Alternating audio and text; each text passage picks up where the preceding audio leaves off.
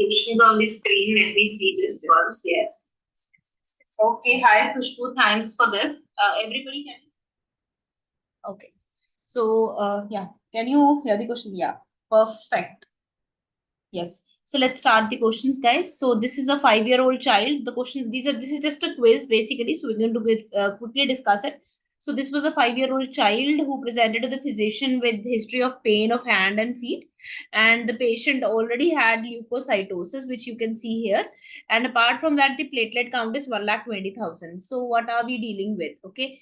So basically, you are seeing the sickle cells here. Okay, and once you see the sickle cells, you know what is the question that was asked is what is the most likely cause of the pain of hand and feet. So please remember, this is a vaso-occlusive crisis. Vaso-occlusive crisis is the most common crisis which causes pain in the patient. So you have to know this. Apart from that, if somebody asks you what is called elevated RBC count, whenever the RBC count is elevated, basically that causes your more sickling. Okay, and autosplenectomy is a finding which usually occurs in the spleen. It is not associated with the clinical condition mentioned in this case. Okay, so that was all about it. So the answer to this question was very simple. It was your vaso-occlusive crisis. Yes. Going to the next question, guys. So next question was again related to this. So the question was, which method is used to identify the sickle cells in the peripheral blood? All of you know that to identify sickle cells in the peripheral blood, you need sodium metabisulfite. So please remember, there are two compounds here you should remember. Sodium metabisulfite is for identification of the sickling in the peripheral smear. Okay, in the smear, basically it's called a sickling test, that is sodium metabisulfite. Okay, whereas there is a compound called as sodium dithionate. Basically that compound is for solubility test. Okay, so you have to understand this. Both these compounds, what do?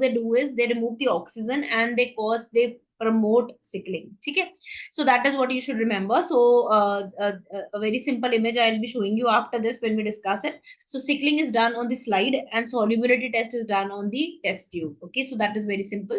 And whenever we have sodium dithionite, what does it do is sodium dithionite is used in the sickle solubility test, and it causes tactoid formation. जिसके कारण solution becomes turbid and you cannot see the black lines at the back. That is sickle solubility test. जबकि sickling test is done on the slide, and what do we do is we put sodium metabisulfite and we cover it with the cover slip and gel it all around with paraffin wax, or even the nail polish will do it, because that is to remove the oxygen, and sodium metabisulfite causes your sickling. Okay, and this sickling can appear from 0 to 20 minutes, so you should ideally wait for 20 minutes to see whether the sickling has appeared or not. Okay. Now, coming to the next question. So which variable does not affect rate and degree of sickling? So this is very simple, guys. So please remember, what are the factors which affect rate and degree of sickling? So remember always, first and foremost, amount of the which amount of hemoglobin S. Okay, so more the amount of sickle loves its own blood. So sickle bonds strongly with the sickles. So more the amount of sickle hemoglobin, more the amount of sickling in that person. Suppose there is a anti-sickle hemoglobin like F. Sickle hates F. So if there is hemoglobin F with sickle, this is hated. Okay, so sickle will never gel with hemoglobin F. Okay, so it also depends upon one, amount of HbS. Second is the type of the hemoglobin. So if hemoglobin F is there, it will not gel with it. So that is also the logic behind therapy in sickle cell anemia patient. We give them hydroxyurea so that it increases the hemoglobin F and decreases the sickling. Okay, so that is what is done. Okay, so that is amount and the degree of hemoglobin. The second is MCHC. More the MCHC, more the hemoconcentration, more the sickling. I told you this point earlier itself. Okay, next is acidosis. So acidosis, again, it increases sickling.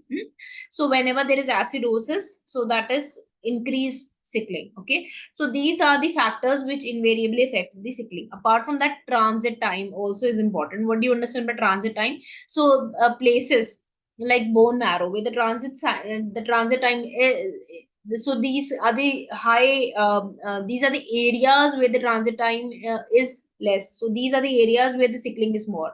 Apart from that, one more important point is inflammation. जहां भी inflammation होती है, sickling is increased. Why? Because inflammation increase, already the sickle cells have high degree of p-selectin on them. So they are already sticky cells. So if there is more inflammation, there'll be more p-selectin on them. More p-selectin means more stickiness. So sickle cells will stick to more endothelium and it will have more damage. Understood? More vaso-occlusive crisis. And that is also the logic for the drug that has been introduced in sickle cell anemia. This drug is called as crisanzilumab. Okay, so what is this drug? This drug basically is anti-p-selectin. So anti-p-selectin drug is basically introduced to prevent these expression of p-selectin and decrease the stickiness of the sickling cells. Okay, apart from that, and I want to tell you about one more drug here. This is called as voxelotor. Voxelotor is another drug which basically increases the affinity of sickle's hemoglobin to oxygen. So these are some important drugs which are based on the mechanism of sickling. Apart from that, there is a drug called as L-glutamine, which basically, what does it do is it increases the antioxidants in the sickle cell. So again, it decreases the sickling. Okay, right. Okay, right. Thank you, Khushbu. Thank you, dear. I always love my students, and my students are always my students, and I hope you will do very good, very good. Khushbu, you are a brilliant girl, and I'm so proud of you. Right. So now coming to this question. So this is a 15-month-old child who presents with recurrent transfusions, and on supravital golf ball inclusions are seen. What are these made up of? Please remember, guys, first and foremost, when do you suspect HBH disease? Whenever a patient has an hemoglobin A2. So HBH is what? There's deletion of 3 alpha chains. Okay. So whenever there is deletion of 3 alpha chains, I have already told you this so many times. What happens is beta 4 boy joins. So I have told you the story of alpha and beta. Alpha is the girl and beta is the boy. So whenever alpha is deleted, okay, so all the boys join together and do the golf parties. Okay, so this is HBH is beta 4 inclusion. In contrast to that, Bart's hemoglobin Bart's start with B. B never gels with B.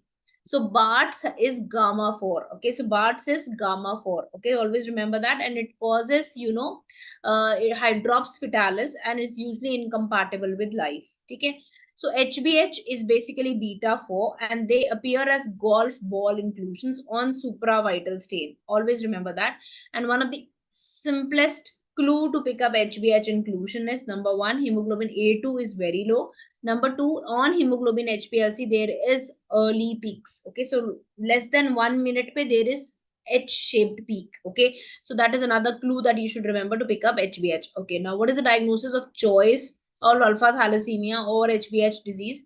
Please remember there are deletion. Alpha thalassemia most commonly occurs by deletion, and so diagnosis of choice is always gap PCR. Okay, gap PCR is the diagnosis of choice here. Okay, coming to the next question, guys. So which of the following is feature of megaloblastic anemia except? Please remember, guys, megaloblastic anemia may MCV is more. Okay, MCV is more, but MCHC always remain normal or low. Okay, so because MCHC is mean corpuscular hemoglobin concentration, and this is hemoglobin concentration divided by packed cell volume. So in megaloblastic anemia, the volumes are increased, so automatically the MCHC is decreased or normal. Apart from that, megaloblastic anemia has macrocytes and novelocytes. The first appearance in megaloblastic anemia is always macrocytes and macrovalocytes, to be particular, quickly followed by hypersegmented neutrophil. Please remember the last picture, last cell to disappear in megaloblastic anemia is hypersegmented neutrophil. Okay. Okay, rest everything is clear. So match the following was the next question, guys. So match the following, chipmunk faces is typical feature of thalassemia major because of extramedullary hematopoiesis. Iron stores are picked up by pearl stain. Sodium dithionite, if we are saying, okay, so it is actually for sickle solubility test. So that is dithionite is for sickle solubility test. Howell jolly body is typically seen in sickle cell anemia whenever the patient has no spleen to eat up these Howell jolly body. And I told you gamma 4 is nothing but hemoglobin Bart's. Okay. Okay. Okay, so which of the following is used for the treatment of sideroblastic anemia? Guys, you know that whenever we talk about sideroblastic anemia, so one of the very important reason for sideroblastic anemia is vitamin B6 deficiency. So yes, vitamin B6 is used. Okay, so there are a lot of causes of sideroblastic anemia. I'll be giving you a separate quiz on sideroblastic anemia. There are a lot of points you should remember. Sideroblastic anemia is characterized by sideroblast. They can have ring sideroblasts also. And ring sideroblast is accumulation of hemosiderin in the mitochondria. And more than 1/3 of the nucleus should be covered by the iron to call it as a ring sideroblast. Please remember the identification of sideroblast is with the Pearl's Prussian blue. And vitamin B6 is one of the important drugs that helps in the treatment of sideroblastic anemias. Okay. Okay. So again, this is a simple Kulta picture which was given to you, and most of you marked it wrong as thalassemia minor. Please, guys, I have given you this Kulta as thalassemia minor earlier also, but in this there is a catch point. Although the MCV is decreased, look at the RBC count also; it is also decreased. Okay. So what happens in thalassemia? Thalassemia minor is a hemolytic anemia. So hemolytic anemia में क्या होता है? Whenever there is destruction of the red cells in the periphery, bone marrow gets angry and produces more and more RBCs. So there are a lot of RBCs which are there in the bone marrow. So therefore, in thalassemia minor, the RBCs are increased. Okay, so RBC count is increased. However, the cells, all cells are microcytic. Okay, so MCV is always reduced, but the RBC count is high. So that is one of the bases of the Menzer index also. So which we do in to pick up thalassemia minor. Okay, so please remember this is simple case of iron deficiency anemia. Whenever we have an iron deficiency anemia, it's like a beggar. तो beggar है तो क्या होगा, खाना ही नहीं है. So there are no, so the RBC count itself is decreased and the cells are microcytic hypochromic. Okay, so this is very classical picture of iron deficiency anemia. Had it been a thalassemia minor, guys, I would have given you that the RBC count will be more than 5 million. Okay, so that is the point. Okay, so that is the catch point. Okay, which you should always remember. Okay. Okay, so patients with spinal mass was diagnosed with erythroid hyperplasia. What is the most probable cause? So please, guys, remember whenever we have a patient with erythroid hyperplasia, okay, and they present with spinal mass, you should always think of extramedullary hematopoiesis. So this is especially in cases of thalassemia. Any patient of thalassemia presenting with spinal mass, the first possibility that should come into your mind is extramedullary hematopoiesis. Usually they present with spinal masses. Okay, so that's one point I wanted to highlight on thalassemia. Please remember the extramedullary hematopoiesis is very common in thalassemia, and thalassemia picture is very clear. You should see all these cells which you're seeing here are nucleated RBC. So when you see microcytic hypochromic cell with lot of nucleated red blood cells, this is the picture of thalassemia major, and lot of extramedullary hematopoiesis occurs, which gives you this blue cut appearance. Okay. Now, please, everybody should remember most common mutation which is seen in India is IVS, intervening sequence 1-5. Okay, that's the most common mutation in India.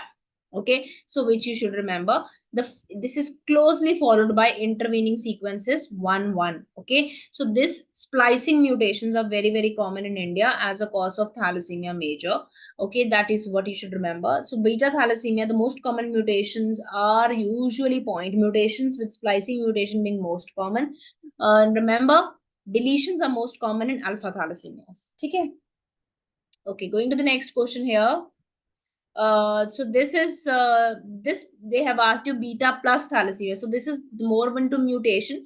Please remember, whenever we have beta plus thalassemia, they are splicing mutation. Whenever we have beta zero thalassemia, that is, there's no beta gene, it is usually a chain terminator mutation. And deletions are seen in alpha thalassemia. So that's about more of genetics of thalassemia, which you should be knowing. Okay. So this was a question that was given. So what is the diagnosis of choice for most commonly used diagnosis for thalassemia is hemoglobin HPLC, and how do you identify this? So the catch point is very clear. So this patient does not have hemoglobin A. So hemoglobin A is only 0.3%, but there is a lot of hemoglobin F which you can see here. Hemoglobin A2 can be variable. So whenever a child after 6 months of life have hemoglobin F as a predominant hemoglobin, with hemoglobin A being 0 or less than 1%, you should always think of beta thalassemia major. That's the most common method of diagnosis of thalassemias. Okay. Now you have to match the following with the pathogenesis, guys. Again, this was a simple question. Okay, so you have to remember this. Whenever we have hyposthenuria, so this occurs because of hypertonicity in the renal medulla. This is very typical in sickle cell anemia because they causes hypertonicity in the renal medulla, and Kruger appearance is because of extramedullary hematopoiesis, which can occur in thalassemia or it can even occur in sickle cell anemias, right? Okay. So question is, which is not true about thalassemia, guys? Always remember, thalassemias are microcytic hypochromic cell. Any cell which is microcytic hypochromic will have decreased osmotic fragility. That's a point that you should always remember. And this question has been asked so many times, and this is what you should always be clear.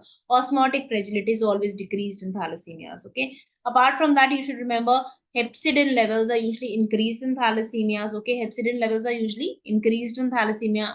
Transferrin saturation is increased, that is why iron overload, and because there is iron overload, pearls will always show you increased iron stores. Okay, so that are the points about thalassemia which you should remember. Now this is about therapy, which we have already discussed. L-glutamine is an antioxidant. It increases the antioxidants in the sickle cell, decreases the oxidant stress, you can say. It decreases the oxidant stress in the sickle cell, so we give it for that. Hydroxyurea increases the hemoglobin F, so therefore decreases the sickling. The CRISPR is the gene therapy for sickle cell anemia, and it is under trial. Okay, so this is approved by the FDA and in trials in India also. Eculizumab is basically used for PNH. Okay, so eculizumab is not used in sickle cell anemia. It is used in PNH, and it is a complement inhibitor. Okay, coming to the next question, guys. So, if a patient has graft versus host disease, how will you decrease it? Please remember, graft versus host disease is always decreased by irradiation. Why? Because when graft versus host disease is caused by competent host T cells, competent donor T cells. So, any donor T cells which is coming from outside can come and infect or affect the host, and it can damage his cells. Okay, so if you want to make the donor T cells incompetent, okay, or you want to make them ineffective, that can be done only by irradiation. That is the only way you can do that. Okay, leukoreduction not will only reduce the T cells, but still there will be potent T cells which will enter into the host, and they can cause graft versus host disease. Okay, washing is usually done in patients with IgA deficiency or allergic diseases. That is what washing is for. Okay, leukapheresis is a procedure in which WBCs are taken with the help of apheresis. So whenever we have apheresis, we can take out a selective component of cell. It can be platelet pheresis, it can be leukapheresis, or it can be red cell pheresis. Okay, so leukapheresis is a technique in which we take WBCs out. Okay, and it can be used for leukocyte infusions in patients with severe neutropenias. We can give leukocyte infusion, that is granulocyte infusions. For that we do leukapheresis. Okay. Okay, coming to the next question, guys. You have to match the anticoagulant with the sample. Please remember, factor VIII as assay is a coagulation test. You do it in citrate. Flow cytometry can be done either in EDTA or heparin. And serum ferritin is usually done in no anticoagulant, serum vial. Okay. So order for the incorrect statement. So please remember, which tube will you use for hemoglobin HPLC? Hemoglobin HPLC is always done in EDTA tube.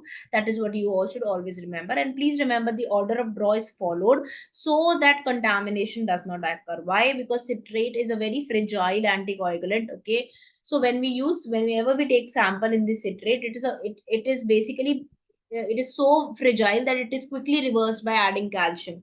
As soon as you add calcium, the clotting starts. Okay, whereas EDTA is a very strong anticoagulant, and once EDTA blood is taken in EDTA, nothing can reverse it. Okay, so you don't want any contamination in this order. So starting with the most fragile anticoagulant, that is citrate, that you put calcium and it is reversed, and you end it with a very strong anticoagulant, that is EDTA, so that nothing can reverse it now, right? That's why order of draw is followed, okay, to prevent contamination. The last technique was a new update. I had given you this question as Gazelle. What is this Gazelle? So Gazelle is a very important technique that was launched, and this is basically for this is a point of care testing. It is basically used for the places where the sickle cell anemia is endemic, especially like states like Odisha. So in this, Gazelle was introduced. This is a microchip, and it runs on electrophoresis. Okay, so it has an electrophoresis chip on it, and it is a very simple mic. Okay, it immediately separates the bands, and sickle cell can be easily picked up. So it can separate sickle F and A. So you can easily pick up whether if there is only one band, that is sickle band is coming, that is a homozygous sickle. If there are two bands which come, sickle and A, that is a heterozygous sickle. Okay, so that is what you have to remember. So it easily helps to separate you homozygous from heterozygous, right? So that is about your gazelle, and this was the end of the quiz. And so this is a quick quiz, guys. This is not a detailed discussion, just to tell you the questions that can come in sickle and thalassemia. So with that, we'll close the session. I hope everybody is clear with this. Yes.